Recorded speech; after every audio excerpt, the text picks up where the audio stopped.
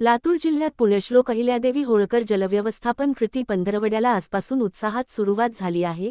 या उपक्रमाचा उद्देश म्हणजे पाण्याचा योग्य वापर आणि जलसंवर्धनाबाबत नागरिकांमध्ये जागृती निर्माण करणे। या कार्यक्रमाचे उद्घाटन जिल्हाधिकारी डॉ. भारत बास्तेवाड यांच्या हस्ते करण्यात आले। यावेळी त्यांनी सांगितले की लातूर जिल्ह्यात पाण्याचे स्रोत मर्यादित असल्यामुळे पाण्याचे नियोजन आणि बचत अत्यंत महत्त्वाची आहे। या पंधरवड्यादरम्यान ग्रामीण भागात चित्ररथाद्वारे जनजागृती केली जाणार। शेतकऱ्यांना कमी पाण्यात अधिक उत्पादन देणाऱ्या पिकांबाबत मार्गदर्शन दिले जाणार।